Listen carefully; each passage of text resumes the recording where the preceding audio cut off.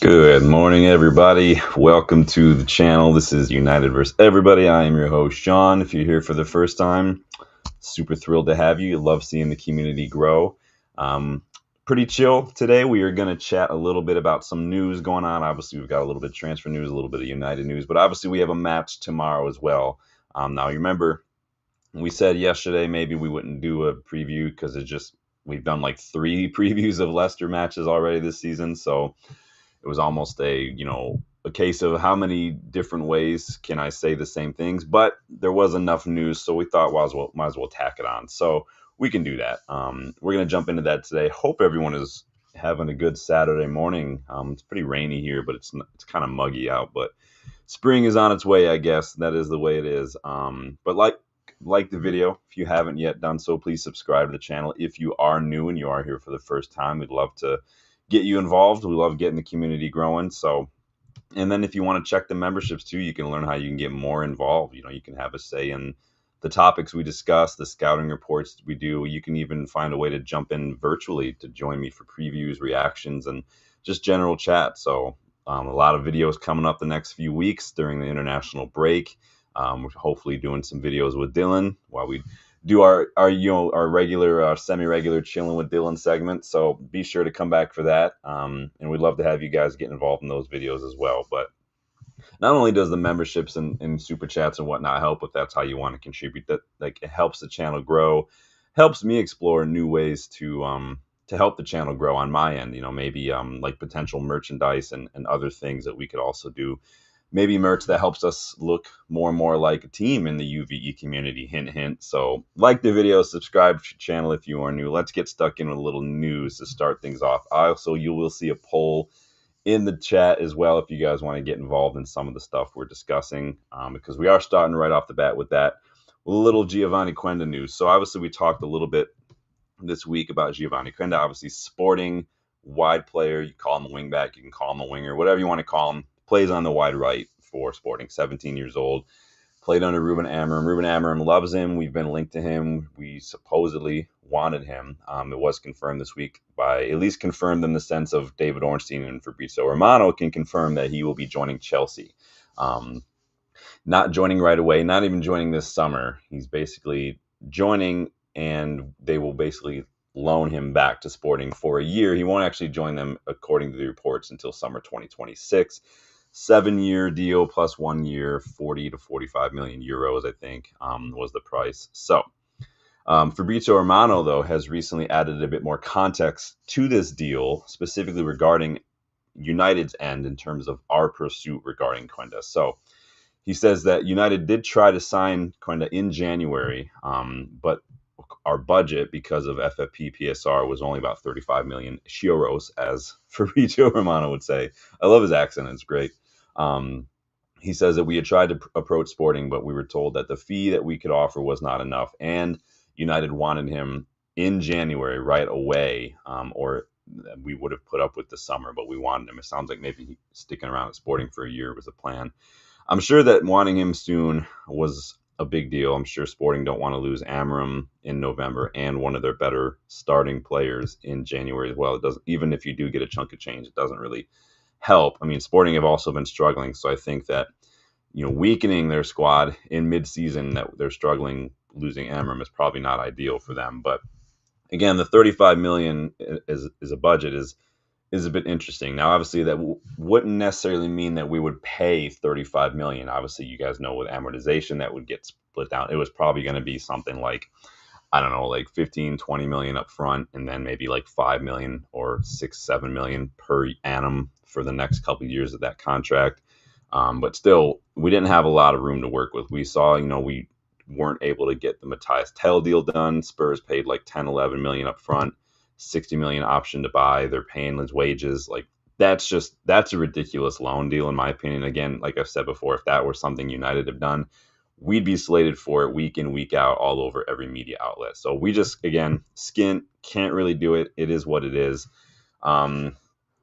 According to reports as well, though, I think Romano added that Quenda actually wanted to stay as a pure winger.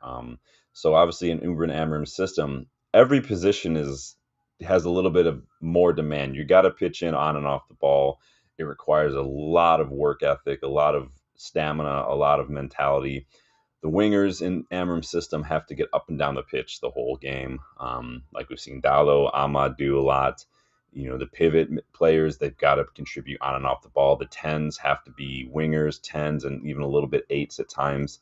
So it does ask a lot of versatility. It is a bit old school in that regard, kind of like the old 4-4-2, the midfielders. There were no 6s, 8s, 10s. It was you were a midfielder. That was it. You do everything. Kino, box-to-box player. Scholzi, box-to-box player. That's just the way it worked. So, but according to Romano, Quenda wanted to be a pure winger in Maresca's system. Obviously, Maresca's system relies on those wingers. He didn't want to be a wingback. And that's, hey, it's your prerogative. Do what you got to do.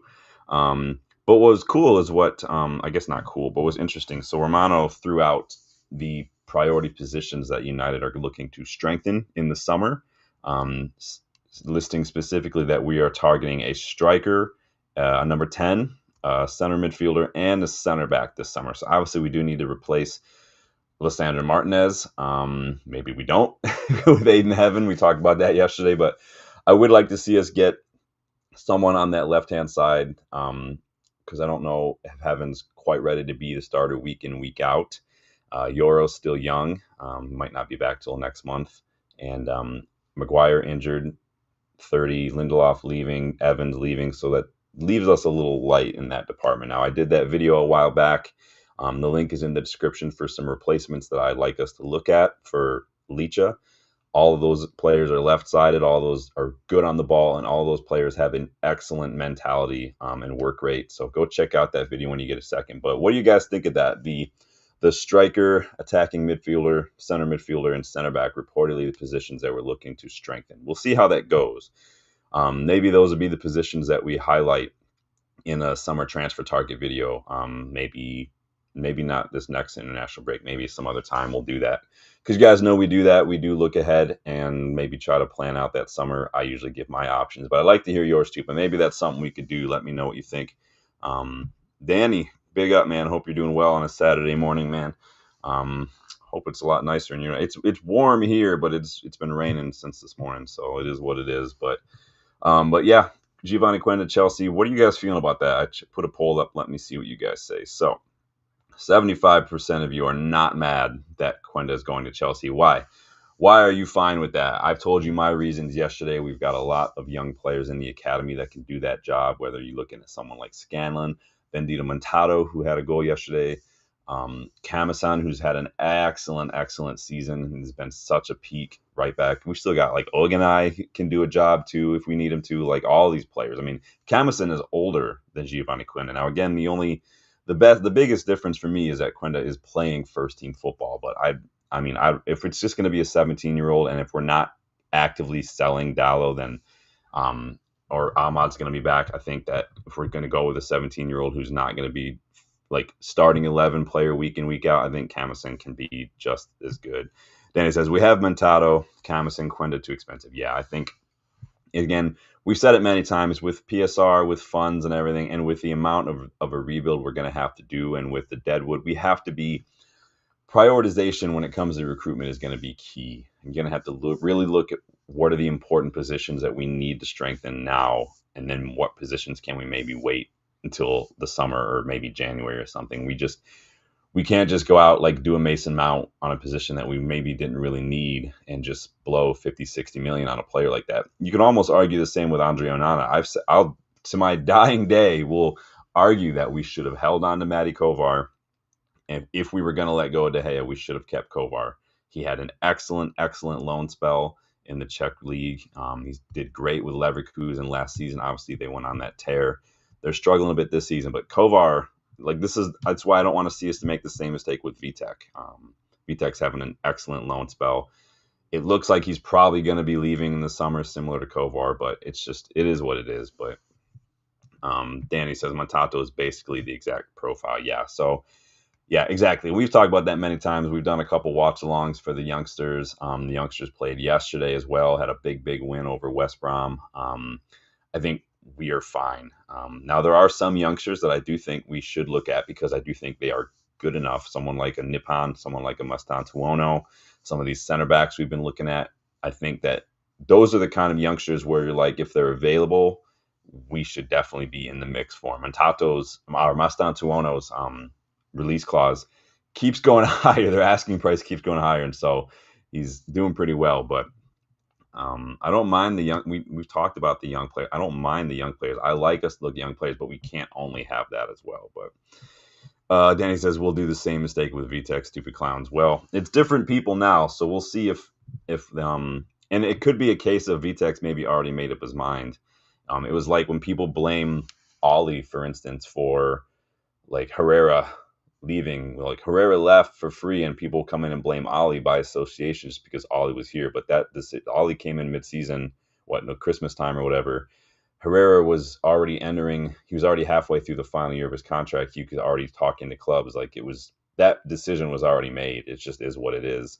And on I wish we wouldn't have I wish we wouldn't have lost Herrera for free, but it is what it is. But yeah, VTech could already. I mean, if he's already getting first team, if there's already clubs out there, I can see him going to like a Salzburg or something and doing just fine there, and then moving up to like Leipzig or something to replace like Kalachi or something. I think he's that good. I could definitely see him doing well in like the Bundesliga or the Austrian Bundesliga. He's already in the Austrian league now, so it could be a step up for him. But we'll see what happens. He did play that one game for us in preseason against Rosenborg, did very, very well, and he's having an excellent season on loan. So I would not like us to make the same mistake, Danny. But my thoughts on VTech and Kovar are academic at this point. If you've been following this channel, I don't think that every youngster that comes through, even if they've got bright sparks, is gonna make it. It just is what it is. But there are some, especially when it comes to keepers, that I think that we've definitely effed up on. So, but moving on. So remember the other day we had talked about our head of medicine, Gary O'Driscoll. Remember that guy we got from Arsenal about 18 months or so ago, as well as our first team doctor, Jim Moxon. They are leaving the club now, both after just barely 2 years. So Dylan, you guys remember, chilling with Dylan, sent me an article last night, though, so big up Dylan, that referred to an article in the Telegraph. But apparently Jim Moxon is heading to Brighton after he's decided to make the decision to pursue new opportunities in his career. Probably has nothing to do with our shit injury record, right? I'm sure. But remember, both are going to be sticking around for a bit to aid in the transition process until we get adequate replacements. I mean, honestly, you could close your eyes and throw a rock and hit somebody on the street that'll be a better replacement for this medical department at United these days. Honestly, Fred the Red can come in and do just as good a job, if not better. Medical department at United has been a shit show for a couple of years now, between Phil Jones, Luke Shaw, Anthony Martial, and the problem too, we don't help ourselves that we don't do better due diligence when it comes to predicting these injuries. It's not like you're rubbing a crystal ball or trying to go to a fortune teller, but you could literally spend 5 minutes on Google. You don't need to hire someone to make an algorithm. Spend 5 minutes on Google. You can see Mason Mount's injuries were never going to get better. And we've discussed this a couple times too. It just doesn't make sense to me. Just better, hopefully if Ineos are bringing in new people and they're people that they trust, hopefully that means that they will trust their opinion and their opinion will be worth a damn. But it is what it is. Dr. Death from Arsenal. Yeah, I don't know what has happened. I mean, you guys remember Casemiro literally had to go get second opinions because our club doctors weren't doing their job. They completely missed the fact that Leach's foot wasn't fully healed. We could all see it within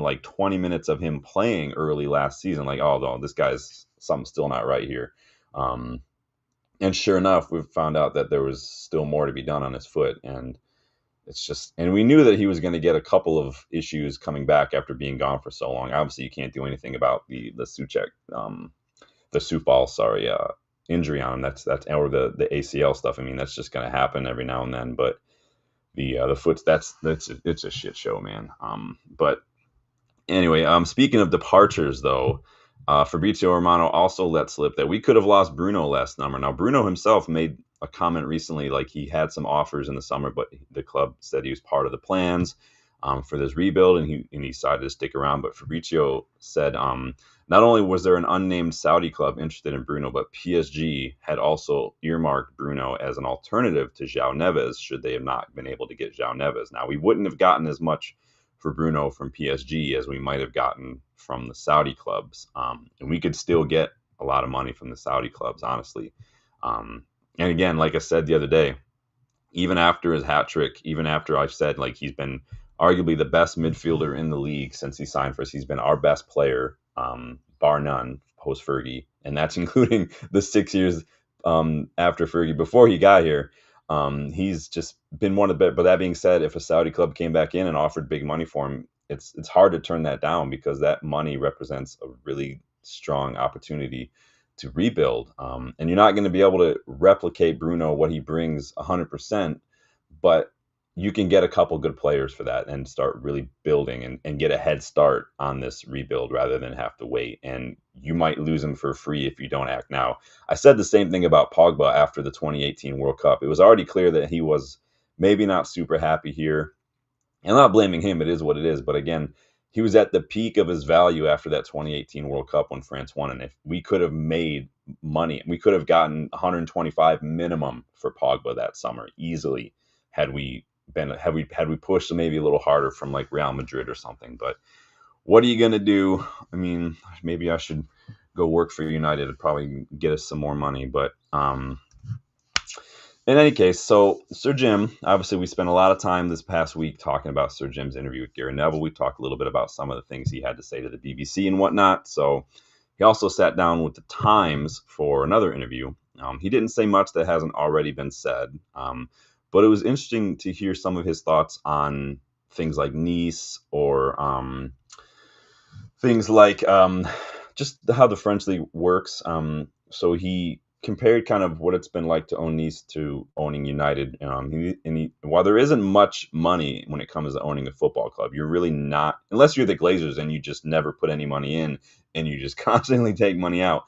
There's really not much money in owning a football club. The money's going to come if you're winning. Obviously, you do make more merch and you get the TV money and stuff. You could stay up, but most clubs don't pay their owners dividends. We do it. We're differently because we're publicly traded, but there's not a ton, not as much as I think people think, but he did also, and we've also talked about this before as well, but he did share how cheap it is to buy a club in the French league, like Nice. I mean, he paid 100 million to buy Nice, which is literally, I mean, that's literally like, that's like Anthony money. So for the price of an Anthony, you could own a club mid-table in the French league. And then since then, he's put in like 200 million of his own money into that club. Like it's like 250 million, I think. But I've said before, he literally just needs to sell Nice. He could make a couple hundred million. He could sell them probably for 500-600 million, and solely focus on United. You guys know I don't like split financial loyalties. I don't like split focuses on, is it focuses or foci? I think it's foci, right? English. On two different things like that. So the Lausanne Sport, I don't mind because that could be a really good opportunity to be a feeder club to present youngsters with first team loan experience. I think that's the kind of thing I don't mind, but I don't like, because we've already seen how Nice being in Europe has impacted us in the transfer market. We weren't able to buy Todibo, although I'm not fussed about not getting Todibo these days because he hasn't really looked great at West Ham, but I just don't like those kind of situations. We've seen City come into it with a little bit of with the like Girona stuff, and then I feel like Chelsea have had another with Strasbourg. I think there's an issue there going on potentially with Chelsea now, based on where the two teams are going to finish. So I don't like those kind of unnecessary headaches and drama. I don't like the limitations that can sometimes put, and I don't like I said, split attention financially, mentally, whatever, logistically on multiple clubs. So I'd rather him just sell that club. He can get easily $500,000 for it. And moving on, Captain Caspian, good to see you again. Hope you are doing well. We're just running through some of the news first before we dive into the match preview. There's not going to be a ton to match preview, but we'll do one anyway because we're here. Danny says he needs to sell Nice and buy Glazers out, and then I will back then until I have no time for you. I mean, even then, Danny, even if we're just like if you get $500 million for Nice, just throw that at like the interest or whatever. I don't know. I do think, like Gary Neville said, though, that I sympathize a little bit with Sir Jim when it not being so willing to just upfront pay off the debt, pay off the interest that someone else accrued. Like I wouldn't want to do that. I'm sure many of you probably wouldn't want to do. Now, there's going to be some people who are going to be out there. Well, if he cared that much, he would do it. Like that's just a no. It's a nothing argument. Like that, I could easily say, well, if the Sheik cared that much, he would have offered more, and like then the argument completely falls apart, right? Like that's a nothing argument. Um, he's gonna figure out ways to pay that off without having to put up his own money. Now he's already put money into the club. He's completely redone Carrington and whatnot. He's put in a couple hundred million of his own. We got this new CBO in charge now, Mark Armstrong, hopefully going to work on some revenue from investors, sponsors, and whatnot. We're going to try to pay this down organically. It's not going to happen right off the bat. This is a debt you're not going to see anywhere else. What other club is a $1 billion in debt and has paid off $1 billion in just in interest? It's not going to happen right away. Nobody's going to come in and do that. So, but I would like to see him put up a little bit and show that his focus is on United. Sell Nice, get half a bill, put that towards infrastructure, put that towards the stadium project, put that towards transfers, whatever you want to do once we get a little PSR wiggle room. Because again, PSR isn't just how much you have as an owner. That doesn't matter. It's how much you spent versus how much you take in, and you're only allowed to report 105 million loss over a 3-year period. So it doesn't matter how much money you have. The Sheik would not have been able to do anything either. It just is what it is. Danny says fans are only going to get worse. He's never going to win us over. I mean, I think there's a lot of carryover from the last 20 years that he's kind of getting a lot of stick for. But I've said many times on the channel, there are some decisions that I'm not a fan of. I can understand the why behind them, but I still don't like them. And then there are some things that I think that he's getting a little unfair, short end of the stick for. It is what it is. But and I've challenged both Sir Jim and Ineos to be a little bit more proactive and just aggressive when it comes to figuring out creative solutions to some of these financial issues. Be a little bit more proactive if you knew that Rashford wasn't part of the plans. Why weren't we pushing harder for months to get him out here and get some of that money in January? Why weren't we doing that kind of stuff? Things like that I'm like, you knew all the financial shit coming in. You still signed the paperwork. You still shook the Glazers' hands. Like, what was the plan? Like, I got to see more of this. We can't wait 5 years to start bringing in revenue from a stadium, because even then you're not going to start seeing a lot of that revenue right off the bat, because you still have to pay off everything that you borrowed to pay for the stadium. And so we need money now. We need solutions now, and we can't just keep like doing redundancies. Now, I agree that we had a bloated workforce. I agree that a lot of those positions a lot of those people probably weren't doing a good job, because we've seen that from the audit.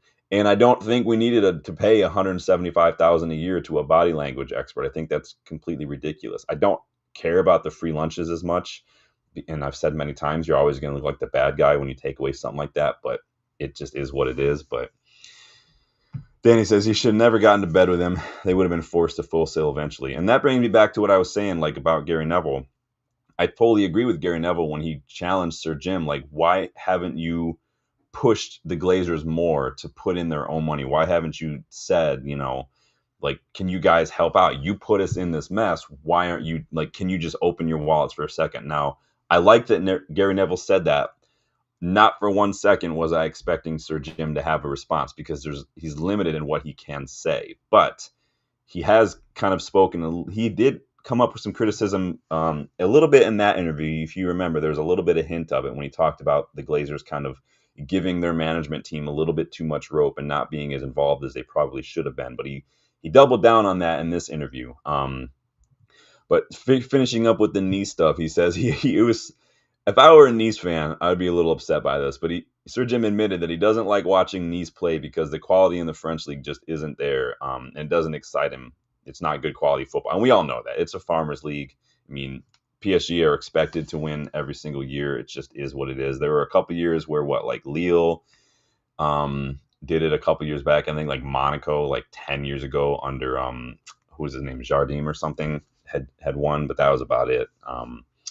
But again, moving on, he was a bit critical of the previous regimes, but more focusing on Woodward and Richard Arnold. So again, like I said, when in a sit down with Gary Neville, Sir Jim did allude to both of those guys being a major factor in why we're currently in this shit that we're in. He even said, Sir Jimmy said, I wouldn't have tolerated Ed Woodward or Richard Arnold. Richard was a rugby man. He didn't even understand football. Ed didn't have the credentials to manage the club. He was a merchant banker, an accountant. He wasn't the chief executive. Again, we all know this. I was actually pretty, buzzing that he was willing to come out and say this. Again, considering just the structure of the club right now, it does kind of, again, point back to the fact that maybe the Glazers should not have appointed these individuals. Obviously Woodward was a friend, so he got that job with little bit of nepotism going on. But it's interesting, so he is willing to be a little critical in that regard.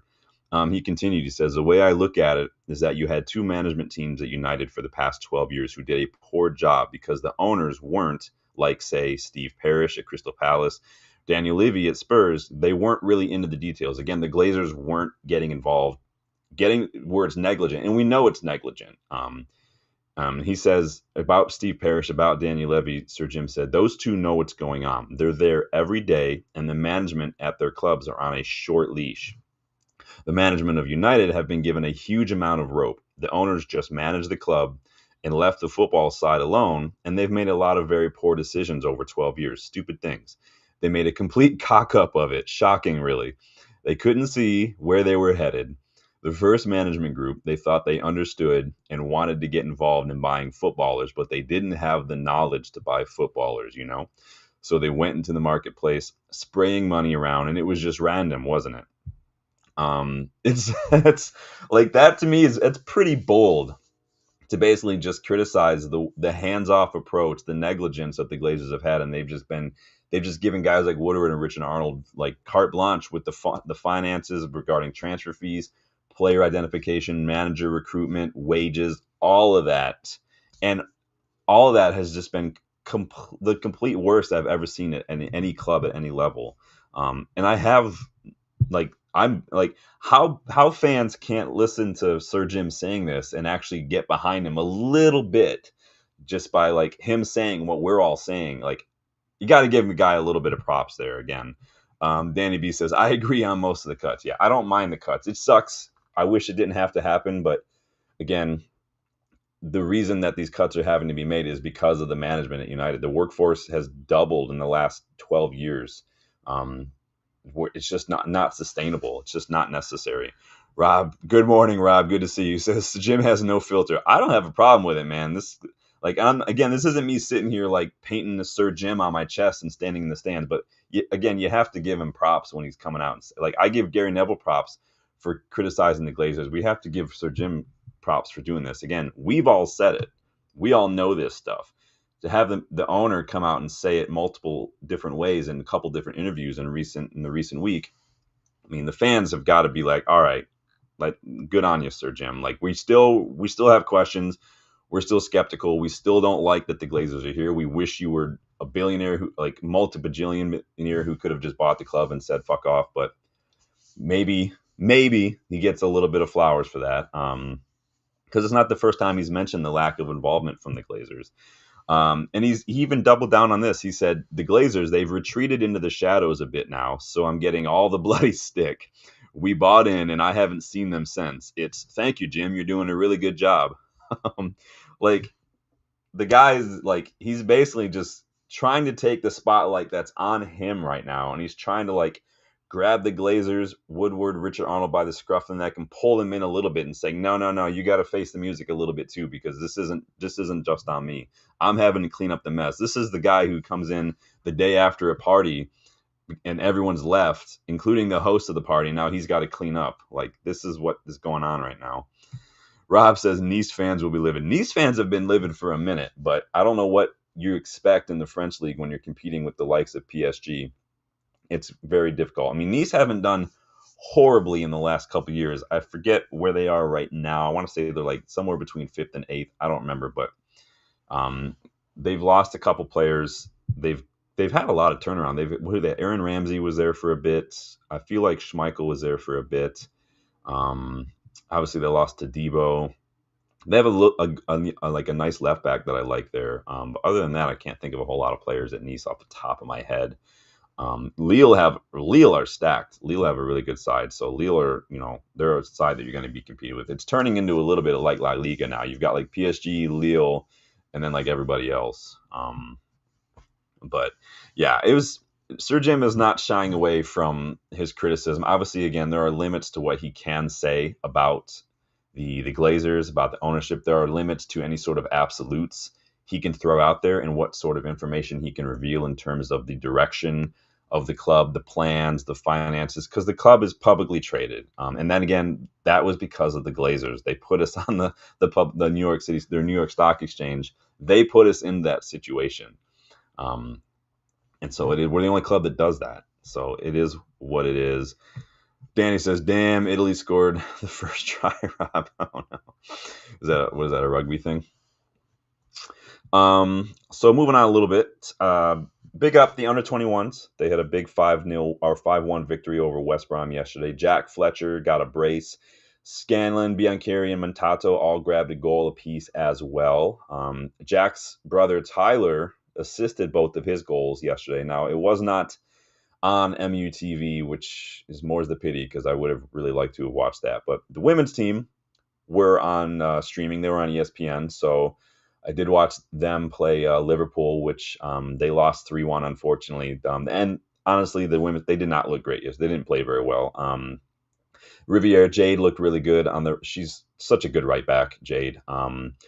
Fallon, Tellis Joyce, the keeper, she looked shaky. She did not have that first goal was definitely on her, but we just looked just second best yesterday. Liverpool were kind of all over us. They are falling behind a little bit in the league right now. I mean, they're still third place and they're tied on points with Arsenal, who are in second, but we are 12 points behind Chelsea in the Women's Super League. But big up the under 21s. The academy is so stacked right now. Again, Montato grabbing another goal. That dude's a little baller, man. But Rob says, only got my phone and work be watching Wales versus England. Nice. The rugby. Never watched rugby. Maybe I should give it a shot so I at least am in the zeitgeist of what you guys are talking about here. I always like when I get to use the word zeitgeist. You don't get to use it very much. So in any case, let's dive into this match preview. Please hit that like button if you haven't yet. Subscribe if you are new. Let me check the poll for what you guys are saying here. So 83% are not mad that Giovanni Quenda is joining Chelsea. So not alone in my thoughts there. Again, this is not me not rating Quenda. I think he's a very good young winger. I think he's probably one of the best up-and-comers that we've seen right now in terms of wide players. We have a couple in the academy. We don't need to spend 45 million euros on him. So it is what it is. I'm going to close the poll. Thank you guys for getting involved with that. Recap Sports Sub-Zero. That is the coolest name I've heard in a long time, man. Good job. Welcome to the channel. We want the results against Sociedad to continue. Hell, we missed that. Yeah, that game on Thursday was just the crowd was up for it. Garnacho was making these tackles, getting the crowd buzzing. Aiden Heaven, we love to see a youngster come in and look good, getting in the goals, people looking good in the final third, creating chances. Some of these players are looking better and better every match. Even the ones that have been struggling, like Hoyle in the last couple matches, you can't argue his movement, his enthusiasm, his willingness. I mean, you can see it. The guy is frustrated. He wants a goal. And I feel like when he breaks his duck, the floodgates are gonna open. But welcome, Recap. Yeah, we do want to keep this going. On Leicester, on United. Leicester they're struggling, to put it lightly. They haven't picked up points since late January when they got that shock win over Spurs. Spursy. In their last 15 matches, they only have 2 wins. They're struggling. They've only scored 3 times in their last 9 matches. They've only scored 3 times in their last 9 matches, y'all. Once against us, because we are the gift that keeps on giving. But they did score twice against Spurs. Spursy. We played them 3 times already this season, though. Once in the league, once in the League Cup, and once in the FA Cup. So 4 times. 2 of those times we played them. Ruud, their current manager, was our interim boss, and we beat them all 3 times. So I'm not super, super worried about this. Now, that being said, nothing is a guarantee in the Premier League. That's why we love this league. It isn't a farmers league. It isn't a 2-team league or a 1-team league like you're going to get in Spain or Germany or France. We love the Premier League. Any team on the game. I mean, look at what Forest are doing. This is why we love the Premier League. This is why we hate the Super League idea. teams who are playing well should not miss out on opportunities just because they're not historically in the last couple like decades been one of the bigger teams. Like how City were involved in the Super League and like Forest or Villa, who are way more European pedigree than City do, were not like it is what it is. Super League is bullshit. But needless to say, I'm not super worried about this one. Let me see what y'all are saying. Rob says, "How dare any pipsqueak turn down Manchester United? How dare you?" Recap Sports Sub-Zero. Thanks, Danny. This is a club I've been a fan since I was a toddler. Locked in from Kenya. My guy coming in from Kenya. Well, big up, man. I love seeing where people are coming from. I should do that next time we have a big show. We have a lot of people on. Everybody throw in where you're watching from. I like to see where everybody's coming from. We know we got some people from like Malaysia. I think I've got someone from Scotland. I got one guy. RSV doesn't live that far from me. He lives about 10 minutes up the road. So. But big up, everybody. Love to see this community growing. Big up. On Leicester, it's been interesting to watch them play recently. You can see that they're kind of making a late push. You can see that Ruud's feeling the pressure. He has been switching to kind of a back five recently. Obviously, there's kind of they sit kind of in a four defending, but on the attack, they do kind of go to a three and move their wide players up higher. They want to get those numbers up high. They're trying to avoid relegation. He is being a little bit more pragmatic, but it's not really going his way because I think it's just the lack of quality in the players. It just is making the difference.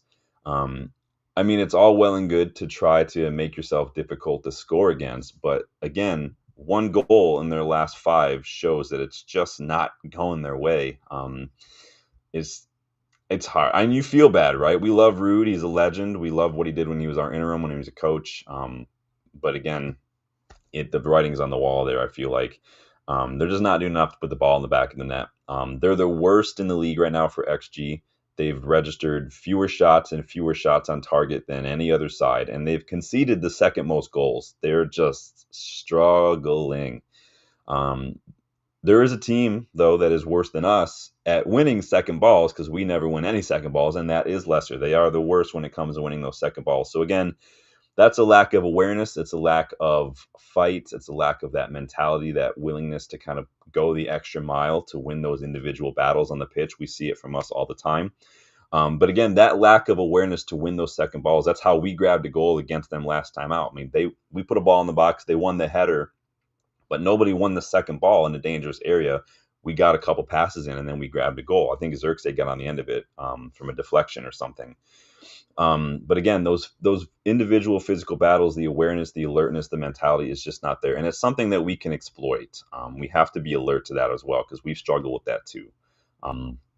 They still have players that can hurt you. We want to look out for El Canus. He's a lively little like Odegaard, Bruno type who's going to float around the pitch, drop deep to pick up play, get involved. He did score against us in one of the cup matches, I believe.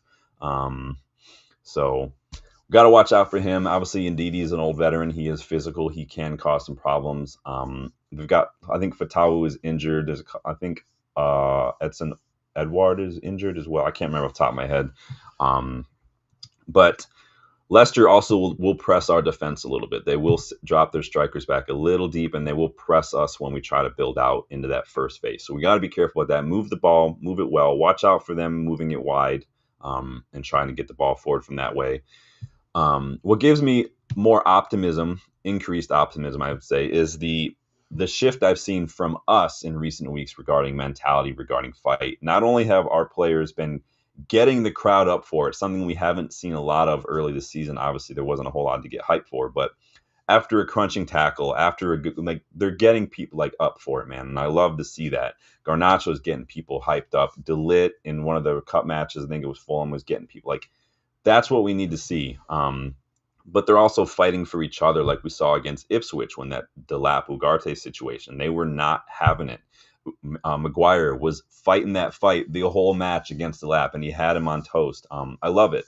And the numbers overall, even if you don't want to watch those moments, the numbers overall show an overall increase in those fights. The 1v1s, the dribbles, the tackles, the duels, all of that has been better in recent weeks. And it shows that there's a mentality shift. I've said it many times. You win the mental game, you win the physical game. It's what motivates you. Finding something intrinsically in a moment, defending a set piece, fighting those battles, fighting that second ball, like making that late crunching tackle. That can be a difference maker. Doesn't mean we're winning the league. We'll be lucky if we see 10th, but this unbeaten run of form we're in right now can be a foundation for a bit of momentum. It just sucks that we're finding really good mentality. We're getting into good form, and we got to have an international break to kind of just break up all that rhythm. Have I mentioned I hate international breaks? Freaking annoying. Danny B says, you have 200 million to spend in the summer. Who are you bringing in, Sean? Oh man, we might have to save that for another video though, man. Because that's a whole video in itself. Probably gonna go Jonathan David. Probably gonna get a really good defender. It depends. It depends on what you're going to prioritize in the summer. I'd probably like to see some midfield bolster. We're going to be losing Eriksson, losing Casemiro. There's a chance we could lose Kobe. We don't know what's happening there yet. And maybe prioritize the midfield a little bit. But we have to be smart. With looking at some free agencies, like a Jonathan David, like an Angel Gomez, like an Olivier Bashali, you can make that money stretch a long, long way. But part of me wants to say just go get the best keeper you can find and tell Onana to go to the Saudi League or something. But that's a whole nother video in itself. We, again, like I said, we might be looking at a separate video for that in terms of, like what Fabrizio Romano said, striker, attacking midfielders, center back, and then maybe saying like, hey, we have 200 million to spend. How are we going to strengthen with those in mind? So why don't you tell me who you might be looking to prioritize? But again, I don't want to spoil that because it is a whole nother video. But I do like where your head's at. But yeah, I would try to be smart with it. I think Jonathan David on a free in the summer is one of the biggest no brainers you could have. We gotta find a Leicester replacement. We do need to get a deep line playmaker, like a Yashari, like an Ederson kind of deal. Number 10s, I would like to see a couple of players who can, like a Dibbling, like a Nipan, like a Mastan Tuano, who can kind of come in and play those roles as well. And we're probably going to need a right wingback area if Dallo goes someplace else. But Recap says, we need a win at Leicester. Amorim's system is not natural. You have to learn it. He said that himself. We have just seen a glimpse of it. Soon we are going to be balling. Yeah, and I said that the other day. We're starting to see it really click. We've seen a shift from building out from the back. We've seen him kind of recognize in some games when, yes, on paper or even positionally, you can set up differently, but it's all the mentality aspect, the decision making, the overall tactical decisions. That is also a big part of Amorim's system as well. It's not just where you are, but it's what you do when you are where you are in those situations as well. And I think that's what we're doing. He's finding a way to get these players that he has and the characteristics that they offer into his system and effective in his system, rather than tailoring his system to the one he has, if that makes sense. So I don't have a problem with it. Box, big up. Good to see you.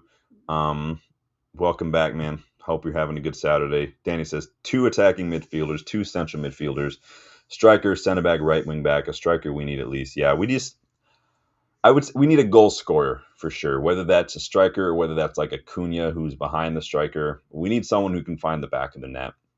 An older striker, because I don't think Xerxes is a striker. Xerxes is definitely one of those Cunha types, or McTominay who's going to sit behind. But we need someone older than Højlund who can handle the pressure of being the one responsible for scoring goals. Jonathan David has been getting like 20 goals a season since he was in the Belgian league. He's already on like 30-something goal involvements this season, and it's just over halfway through. The guy's a baller. He's going to be free. He's 25. He, to me, ticks all the boxes. So, but yeah, I do agree. I would like to focus heavily financially on the midfield and then get a little creative with the center backs and the striker situation.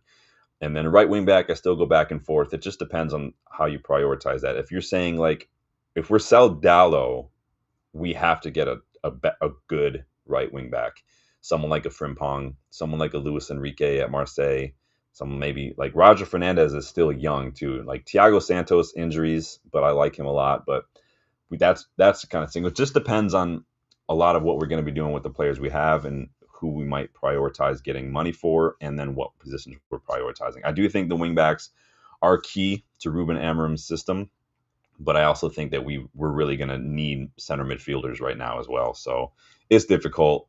I wish there was an easier answer. Sometimes it feels like I sit on the fence. It's just, again, you guys know a lot of times my answer to these questions is it depends, and I think it does. There are a lot of factors involved. Box says 200 million shopping trip in Paris. Buy Doué, Kavar, Neves, Vitinha, Hakimi. Oh, maybe we should just have PSG sponsor us at that point. It's kind of like Wolves just getting all the. It's funny because I'm doing a career mode right now, and I feel like I'm buying so many players from Lille. I signed Jonathan David, Haraldson. I just signed Chevalier. I sold Onana and bought Chevalier. So I'm like, I should just next time I'll just do career mode with Lille, just make it easier on myself. But um, Box says Gyökeres, Inacio, Cherke, Nipan, Jimenez, Chevalier as well. I told you guys about Chevalier last week when we were linked with Joan Garcia. He was balling out against Dortmund. It's a shame that they went out, but he's such a good old school keeper, Chevalier. I like him a lot.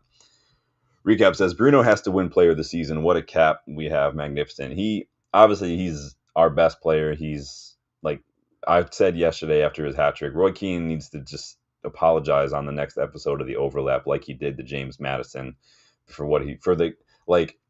And it's not like under normal circumstances I'd be like whatever, but the degree to which Roy Keane went in that rant against Bruno, just if you it was totally uncalled for. It was really weird, honestly. Like the obsessive hate that he has for Bruno is just weird to me. But if you're going to go that hard with the criticism, completely unwarranted, then you have to match that energy when you hold your hands up after a hat trick. All James Madison did was score a goal and throw an imaginary dart. He spends most of his time on the ground. James, we had the Spurs match on another TV on Thursday, and every time I looked over, James Madison was on the ground, and I'm like, dude, come on. Um, Danny says definitely sell Dallo. If we get a decent offer, we can make a lot of money, but it's all about again. Dallo is just like one of those things that he is our starting wingback, whether side he plays on. If we sell him, we have to replace him. It's not about like do we need to? It's he has to be replaced. Now I agree that we need to replace him at some point. It's just a matter of priorities. Is he a net negative to the point where he's hurting us more than he's helping us? Probably.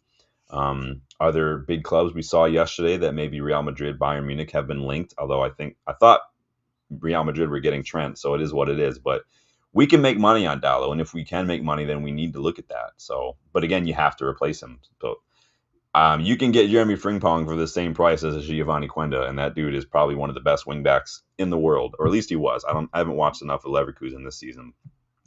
Recap says I was build on Cheeto and the guys we have. We need to spend on playmakers, more Brunos. Yeah, go watch Club Brugge. Go watch Arden Yashari if you guys want to see one of the better young playmakers. Hayden Hackney's out there. Chris Rigg, Job Bellingham at Sunderland. Tons of players out there. I love Tijani Reinders. I loved him when he was at Akmar. I wish we could have signed him when he was at Akmar. Orkin Kokshu is another one. Young, really good center midfielder. There's a ton out there, guys. Like an absolute ton. Buck says, get Danny as permanent scout in South America. I mean, United are hiring a couple positions. None of them are scouting positions. Most of them are in-house, like janitorial, custodial kind of things like that. But they are hiring. So even amidst the cuts, they are hiring people as well. So Danny says, replace him with anything he needs to go. Yes.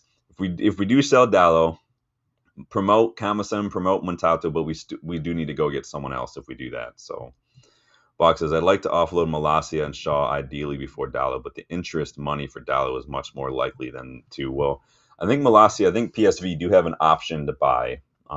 We didn't pay a ton for Malacia, but they are paying his wages, so that is a big help right now while he's on loan. And apparently he's doing fine. So again, this is why I don't care if Anthony's doing well. I don't care if Betis want to give him some bullcrap MVP award for the match. Those are voted on by the fans, so I feel like it's a bit of a piss take from La Liga. But I don't care if Rashford does well. He got an assist the other day. Awesome. Like as soon as PSG knocked Liverpool out, I went from being a PSG fan to being an Aston Villa fan in terms of Champions League, because not only does that boost our coefficient for Europe, but we get a bonus from Rashford progressing to the next round. We'll get a bonus for his performances overall. And the more they progress, it's just like when Sancho went to the final with Dortmund. We got money every time Dortmund progressed when he was on loan. Like, so now I'm all in. I want Villa to win the Champions League because not only will we get bonuses, but that'll make Rashford's. I want Rashford to score a hat trick in the Champions League final if they get to it, because we'll get more money for him in the summer than just 40 million. Because I guarantee you, even if he wins the Champions League with Aston Villa, he's not going to want to stay at Aston Villa if Barcelona comes sniffing around. So, Danny B says Slab probably keep his fourth fit. Yeah, I'm pretty sure he's staying for at least another year, which is fine. We're going to be losing Evans, losing Lindelof, so I don't have a problem with that, honestly. Of the three, like I've said a couple times, he would have been the one that I would have kept, because I think when he has played, he's played well against certain opponents. He does a job. He had Liam Delap just wrapped up tight all match. I don't have a problem with that. Danny says they all need to piss off Malacia, Shaw, Dally, even Slab, or else we're mid-table. Well, Shaw for sure. Malacia was never good enough. Dallo, if we get a big offer, yeah, take it, but then you still have to replace him. Slab, I'd keep him because we can't afford to keep replacing center backs right now. We have to prioritize. Heaven looks good. Heaven could come in, probably fifth choice, depending on who we bring in. Leach is not going to be here till next December, January at the soonest, so we can't plan on that. So someone like, I mean, the dream would be Murillo, right? It's just that's not going to happen. But I did the video a couple weeks ago. You guys can check it in the description for Leach replacements. Bog says, you think if Chelsea pay 15 million in a fine for Sancho deal, then we sell Sancho for about 20 million and we make 10 million profit off the original 25 million agreed with Chelsea. Yeah. Whatever happens with Sancho now, we're just going to make money. So if they want to cancel it, like we can still sell him for what the original agreement was with Chelsea, on top of the fine that they're going to have to pay us to cancel that deal. Like, I don't care at this point, whether it's Anthony, Malacia, Rashford, Sancho, we're going to make some money. I don't care. I really don't. Let them cancel the fine if they want to. They were talking all that good shit when they signed him. All these Chelsea fans were giving it the big one. Sancho's out here, social media and Rashford like freedom when he went to Aston Villa. Like, yeah, you've got freedom too from playing well. Like, you're shit. You haven't done anything since you went to Chelsea, bro. Recap sports. Speaking my language, the future is bright. Collier looks promising, and so does Heaven. Garnacho potentially the next. Yeah, well, I don't know if I'd go that far on Garnacho quite yet. He looks like he thinks he's there already, but he's got a lot to learn, and he has a lot of developing to do. Physically, he's just small guy, which is fine, but he's got to hit that gym a little bit. His decision making, not great. So he has an opportunity now, Garnacho, to look at like what Rashford's done his whole career. Rashford's decision-making in the final third has never improved. Garnacho has an opportunity to look at that and really focus on that. And to his credit, he's been doing it more this last couple weeks. The goal we scored against Sociedad from open play in the first leg was from Garnacho getting his head up. He's looking more and more like he's trying to find his teammates now. And when he does, we create something. So his discernment, his decision-making, his awareness, his selflessness. I don't mind attackers being a little selfish. Like I said the other day, there's sometimes against Sociedad where we were trying too hard to find Højlund when like Dogu or Bruno had an opportunity to take the shot themselves. So again, that's where the discernment comes in, when to make the decision and when not to. So they'll get better at that. But he's really got to make a choice. And not only that, Garnacho's got to choose, do I want to play in one of these 10 roles, or do I want to just go someplace where I can play as a winger in my natural position? Again, same choice that Rashford had to make. So then he says Heisen. Yeah, Heisen's going to be expensive. I know there was all that talk about the release clause. We're not going to be paying any release clauses unless it's a player that is like top of our list and we don't want to miss out on. But even then, the release clause, you have to pay it all up front. If we wanted Hausen, we would probably just go pay a little bit more than the release clause so we can break that down over a couple of years instead of doing it all up front. We have to make that money stretch. You guys know I've said it many times. We got to build, not buy. And building starts with being smart with the money. Kieran Maguire said the same thing. We got to spend smarter, not bigger. We've got to be smarter with that. Recruitment's got to improve. So it might be a couple summers of a Brighton, Brentford kind of thing where we start building, we start getting these players that not many people have heard of, but they're players that are very good. Like, again, like a Yashari, like Mats Wiefer. These guys are good players just because you haven't heard of them. Box says Rashford getting that England call up helps us as well. Exactly. I don't care. And people are going to sit here and say, like, oh, how can you treat your player like that? I didn't do anything. Rashford gave an unsanctioned interview to Henry Winter and said he wanted a new challenge. Rashford put himself in this situation. Rashford make that choice. No one did anything to him. I'm just saying, well, if you're not here, you don't want to be here. I'm already moving on. Now I want you to do well, but even if it's not for me, I don't care. Box says he's shown some promise on loan, but I thought the recall was a bit too soon. But Tuchel has always been a fan of him. Yeah, I don't have a problem with it. Let him go. Let him ball out for Europe, for England. I don't care. Then he says sell Sancho to Nice, 20 million if no one wants to buy him. Sancho could go to. I mean, I'm surprised PSG went in for Sancho. He's very much like a Desiree Doué kind of player, but I feel like PSG needs some strikers. I thought Rashford was an excellent Mbappe replacement. No, he's not as good as Mbappe, but similar profile. I'm surprised that they didn't come back in for him, but probably the wages. The best time to sell Rashford to PSG was before we gave him that contract. I don't think it's going to happen anymore. Whatever Rashford goes next is probably going to be his last club because he's 27 now. That's it. So Danny said this before. Garnacho should tailor his game around Giggs, not Ronaldo. Yeah, exactly. He looks a little more like a Giggs than a Ronaldo just in terms of the way he plays, the way his body moves and whatnot. But Box says Ronaldo was a one-off, obsessed with self-improvement and being the best. He was a sponge too, doing the yoga early, getting nutritionists, etc. before it was mainstream. Yeah, Ronaldo's whole priority from teenager now and even now is just how can I be the best at this? Staying late, arriving early. He's got like a cryo chamber in his house and stuff. The dude doesn't even drink like pop. Remember there was that presser a couple years back where there was like a can of Coca-Cola in front of him and he moved it. But before he moved it, he held it up and said, don't drink this, drink water. And I'm pretty sure that the next day Coca-Cola stock took a dip. But the guy is just an absolute machine, man. Box says, great point, Danny. Yeah. You guys are smart. That's why I love this community. It's good opinions. I'm not here to just spout my opinions and call that gospel in terms of football. I want to know. I'm here to have a conversation with y'all, and I love every single time I come on and I get to do that with you guys. Then he says, lads, Holland gets a brace today, and I needed to stay on top of the Boston Fantasy League. Recap says, yes, he should hit the gym like his idol to hold on to the ball more and cross to find the strikers. Yeah. Garnacho, he's going to be inconsistent. He's still young. So he had like a game recently where his duels were very good. Game recently too against Sociedad, his duels were not great. It's going to happen. He's at a place where the more he puts focus on one aspect of his game on a given 90 minutes, another part's going to struggle. It'll regress. It'll find a good balancing out point, but he's still very young. Now I give him less grace than I do for someone like Højlund, for instance, because Garnacho's been in this league longer than Højlund has. So Højlund's lacking a lot of that. He's been here a year and a half. So they say Garnacho tomorrow needs to score for me too. Hopefully he does. I mean, we're going to get into that in a couple seconds because I've been catching up with y'all's chats. We've still got more of this preview to discuss. Box says, Rio said they used to have competitive table tennis games. Ronaldo would hate losing. I'm sure Ronaldo would hate losing like an eBay bid or something. He would freak out. Like, even if his kid went to the refrigerator and got a bottle of water before Ronaldo did, Ronaldo would probably look at him like, little bastard.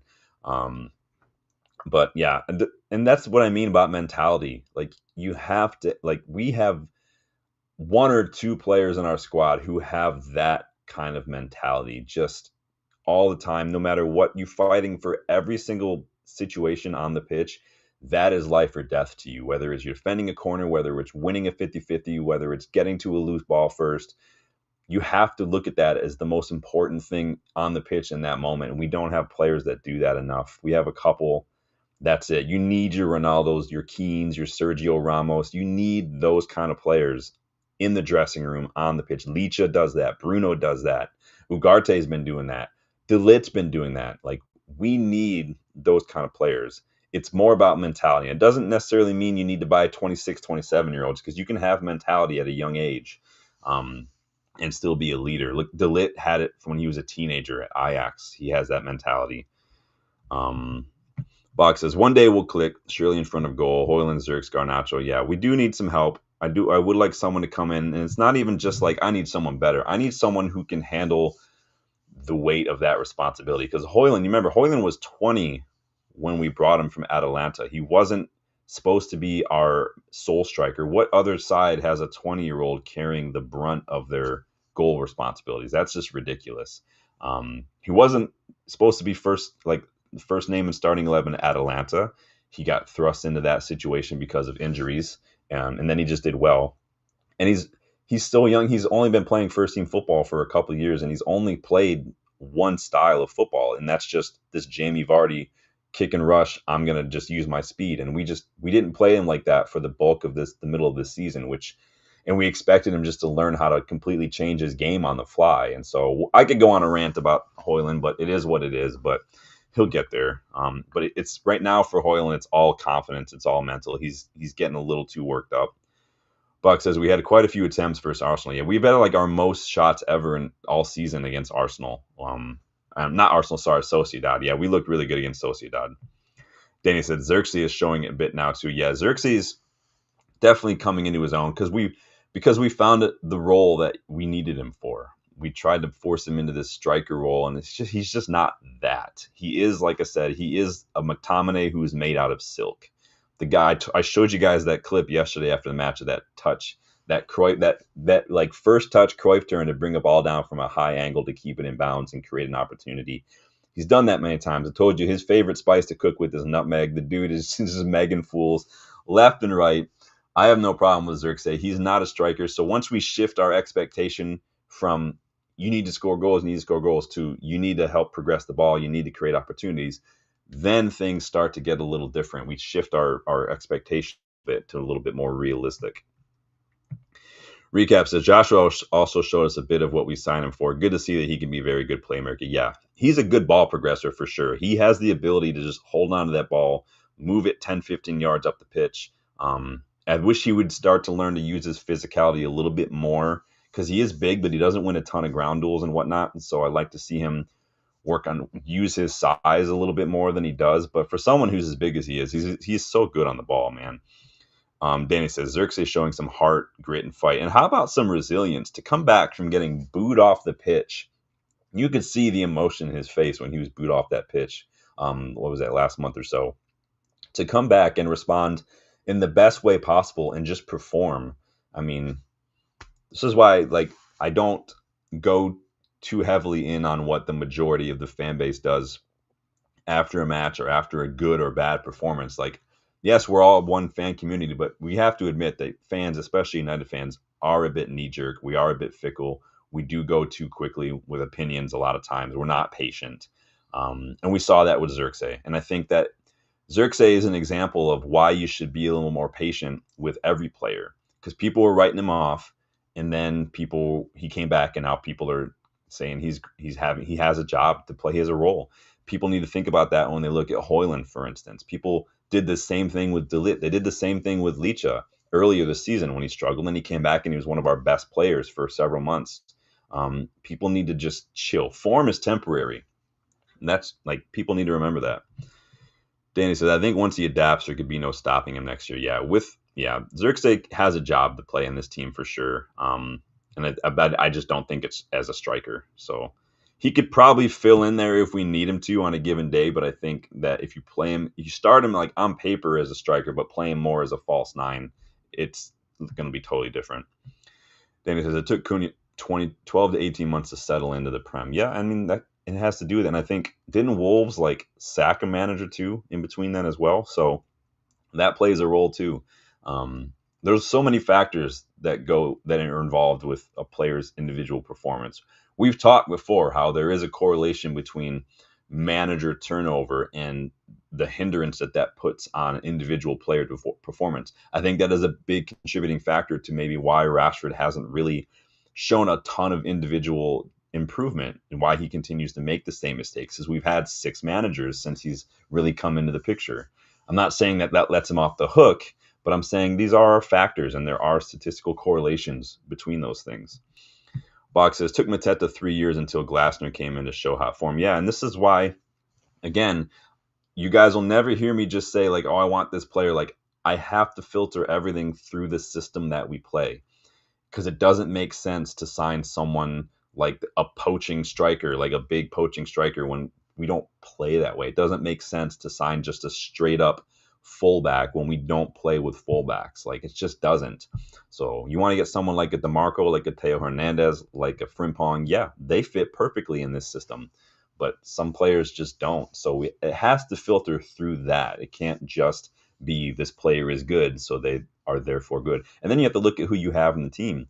Like we've said many times, for the longest time, with Rashford, Anthony, Garnacho, they weren't creating chances. So it wouldn't matter what striker you bring into this team. They're not going to get opportunities. Højlund was living off scraps and still managed to be our top goal scorer last year. So there's so many factors involved other than just this player is good kind of a thing. Box says, yeah, Edouard started ahead of him going back to Vieira. Yeah, Mateta's having a good season. But again, we've seen a lot of, I'm not saying he's bad. He's having a very good season, but we've seen this happens a lot in the Premier League. Players have a good season, then they kind of fall off a little bit. I mean, look, Cole Palmer has fallen off a little bit. Ivan Toney fell off a little bit. Mbeumo having a good season. He's probably going to dip again. It happens. Every striker we've signed has had a really good first season, and then the second season they dip. This happens every now and then. It's not uncommon. So I'm not saying Mateta's not good. You guys know I don't like looking at one good season from a player like that. Like, I think of like Bellotti, for instance. Like, I don't like looking at one good season and saying, yep, let's get him. Like, I need to see it kind of spread out over. I need a bigger sample size is basically what I'm saying. Box says, imagine DeMarco's delivery. I love DeMarco. You guys remember when we were looking at Luke Shaw replacements before we got Amorim? He was on my pipe dream list along with Teo Hernandez for that left-hand side. I love him so much. He's such a good player. He's a little, what is he, like 26, 27 now? So this would be his last contract, but he's so good. I don't think you're going to get him out of Inter, though. Box says, Cisse. I remember Cisse. Was that the same Cisse who got into that spitting match with Johnny Evans? Is that who that was? Demba Ba. We all remember Demba Ba, Slippy G. We do not let this slip. Well, I mean, Michu. I remember Michu. Samaras. Remember Samaras, that guy? Yeah, Mbeumo is consistent. He is fair. But again, I have to see it over several seasons. So we'll see what happens. Like Delap, decent season. Bonnie, Box is just throwing out all these old school strikers. That's funny. Who was the other dude that was at Swansea? Oh, I always forget his name. He had like the long dreads. He scored against us. He used to do like the celebration. I forget his name now. Someone was that Bafétimbi Gomez? Is that who that was? Someone let me know who that was. Danny B says, I think we should go for him. I like Mbeumo. I like Semenyo. I like a lot of these guys. They represent exactly what you kind of want. I like to have two different profiles in those 10 roles. Someone who's a creator and someone who is like an Mbeumo, who is a runner, who's going to get to the ball, hold on to the ball, and get into good positions as well. Danny says, probably 50 million too cheap. Deal. Box excellent on set pieces. Yeah. Rashford being called up to England is unrealistic. He hasn't done anything good at Aston Villa. They have just had personal issues with my team. Look at De Ligt this season. He's be on fire. I mean, again, we want Rashford to do well now, recaps, in my opinion, because it just means bonuses for us. It means a better fee for him in the summer. Like, I don't have a problem with it. Like I said, I was all PSG, and then they beat Liverpool. Now I'm all Aston Villa in the Champions League because it just means more money for us from Rashford. So if we want money, we should want Rashford to do well. Box says, Nikita Jelavic. I remember him from Hull. I remember him more from Hull than Everton. Just throwing out all the old school guys, man. Look at you go. Who was the one guy I saw an article on yesterday? The guy, he was at West Brom. We were linked to him for a little bit. I forget where he went after that. You've got all those kind of guys out there, man. These old school, these like 10 years ago strikers. Then he says, could also play right wing back box in a jam. Yep. Loic Remy. Look at my man just throwing out everything. Riquez says he hasn't been called up and I'm pissed. They just have issues with us. I mean, it is what it is, man. Box says Koeman, the Dutch manager, makes some strange decisions. Koeman he's very interesting as a manager. I don't rate him very highly as a manager, if I'm honest. I just don't. So we'll see what it is. But then it says perfect profile in Mbeumo. Box. Yeah. We need someone like that. We need some runners. We need some players who are willing to put in that extra bit of work. Because we have too many players who just are leaving a little too much slack for everyone else to carry. But let's move on to Amorim's press conference, shall we? So the biggest news probably from Amorim's presser, if you guys saw the thumbnail, was that Mason Mount, who recently returned to first team training, could be included in the matchday squad this weekend. Amorim said on Mason Mount, "I think he is going to be on the bench. We will see, but we need every player, and if he is fit, I'm going to play him. He cannot play too many minutes. Just 5 minutes of Mason Mount, though, is perfect." I already said, I really love Mason Mount. I see him and I know how he suffers. He does everything right. He eats right. His physical aspect is perfect. He is trying too much, and maybe he is thinking too much about everything. He was European champion. He is a talent, and he's a really talented player. When a player does everything like he does, he will always have the support of everybody here at the club. So we will try to manage the load, and you already saw some players who have had a lot of problems during one time. In some moments, he can stay fit, and I believe a lot in Mason Mount. And we need players like Mason Mount. You guys, I don't think Mason Mount's going anywhere anytime soon, unless he just is perpetually injured, which he already is. But Amorim, this is not the first time Amorim has just waxed lyrical about Mason Mount and how much he loves him. And I'll agree, a fully fit Mason Mount is a really good player in this system. You can't neglect that first sentence of a fully fit Mason Mount, because I don't think that Mason Mount has existed for 4 years now. He's played how many minutes this season? Like 2. It's just not there. Box says, a shame about Mount. Fully fit version would be slotted. And yeah, I even think Sancho with a better mentality is a perfect fit for one of these 10 roles in this system. I think he operates really well in those tight areas. He's a good creator. I think that Mount and Sancho in the 10s, fully fit, fully mentally there, that would be ideal. Like, we would cook. One doesn't want to be here and he can't cut in the league, and Mount's just never fit. It just is what it is. Then he says, Embuemo, Cherke, Nippon, Gyökeres, 2 CMs, right wing back, CBU might compete in the top 4. That's a lot. That's a lot to bring in, man. Embuemo, though, is like one of those perfect things, though, because it's not like this big name, but he is a player who makes a difference. He does move the needle for your team, no matter where he goes, I think. He's a good age. He's a good experience. I don't have a problem with that. Mount is good if he's creative. Oh, man, we've got there are matches going on right now, too. It's 11. Wow, we've been doing this for an hour already. Look at you guys. Who's playing right now? Yeah, I think the only match that I'm super setting time aside for maybe is Leipzig Dortmund later on. I think Middlesbrough are playing right now too. So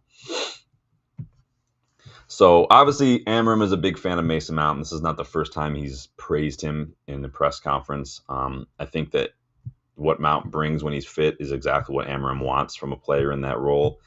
I just, like Shaw, we can't consider Mount a part of the squad. We just can't. He's never ever fit. And it's just the way it is. I would love Shaw to be able to stay fit. During the 22-23 season, Ten Hag's first season, Shaw was one of the best left backs in Europe at the time. He was fantastic. He can't stay fit. And it sounds mean. It's just the facts are there. It's not personal. I care more about the club than any individual player. On our 11, you guys can get in your 11s if you want. I mean, again, with the injuries we have and whatnot, the 11 kind of picks itself. I do think we're probably going to see Casemiro get a rest. He's played like so much football. Ugarte was rested a little bit. He was fit, Ugarte, but we didn't really need him, so we rested him a bit. Given our injuries, I think, again, the refrain for the last few weeks has just been, we don't really have room to rotate. The squad does pick itself a little bit. Euro is going to be out till next month. Amorim said that. Maguire's still not ready for tomorrow. Mainu might be ready after the break is done.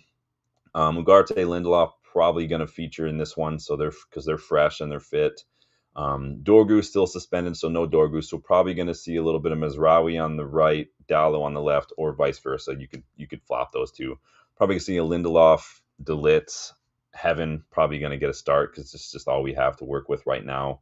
And then we'll see. With probably going to be Ugarte, Bruno in the pivot. Probably going to see Garnacho, Xerxes, and then Højlund up top. Again, there's a lot that you're not going to see a whole lot rotated. So let's see. Yeah, I mean, it's always nice when Dirty Leeds drop some points, right? That was one of my best memories, though. McTominay was that brace he got against Leeds when we were doing that one like 5-2 or something. Danny says, even drop right wing back, promote a young kid instead, be happy. Yeah. Danny's fantasy is working out pretty well, so that's always good. Holland finally getting some goals, but apparently pens don't count, right? They only count when it's not Bruno. Apparently, when it's Harry Kane versus like Andorra, when it's Erling Haaland or Mo Salah, they count. But when Bruno does, it doesn't count. So Box is going with Onana, Lindelof, Delit, Heaven, Mazraoui, Collier. Big call from Box on Collier. Fernandez, Dallo, Xerxes, Garnacho, Hoyland. So yeah, pretty much the same as me. You're just going with Collier instead of Ugarte.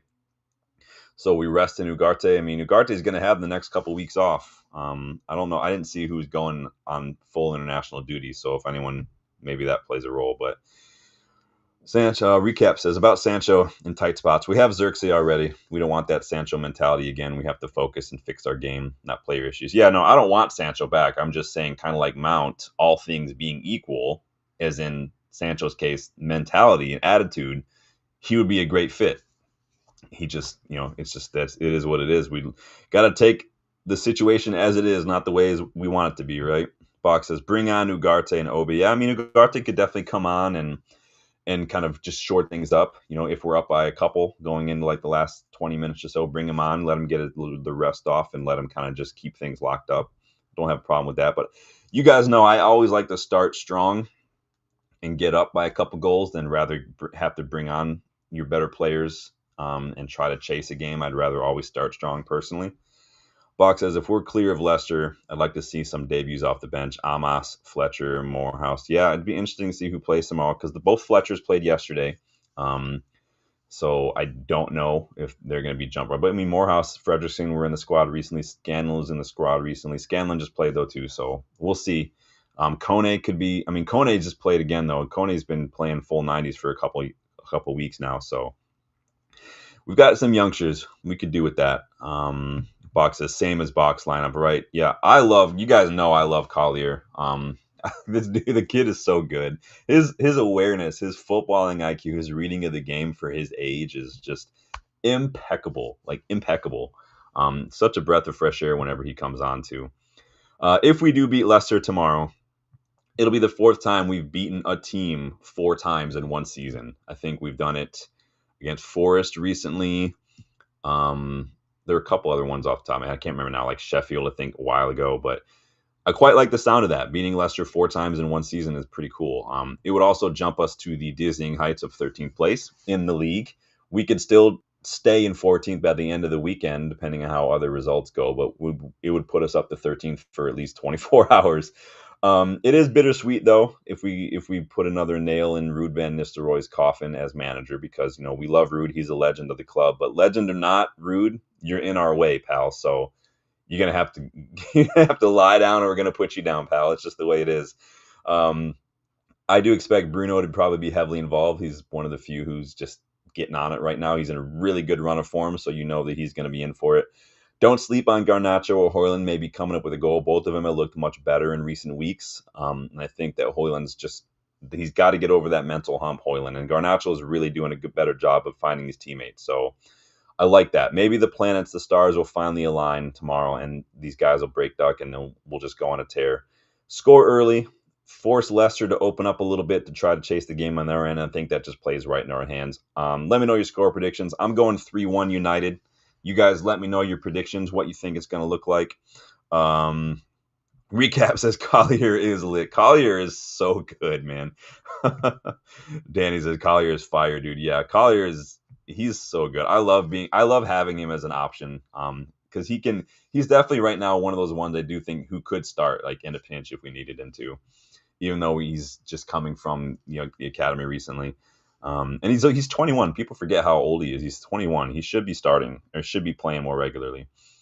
Recap says Amos showed some hopes in the preseason and hope he replaces Shaw. I mean, he's got to bulk up. He gets muscled off the ball even at the academy level. You guys, we've done a couple of academy watch-alongs, and he's very good on the ball, Amos. He's really good at moving the ball, really good at creating space, really good at passing it, but physically it's not quite there yet. But he'll get there. I'm not too worried about Amos. The question is he's still young too, so he's got a lot of growing to do as well.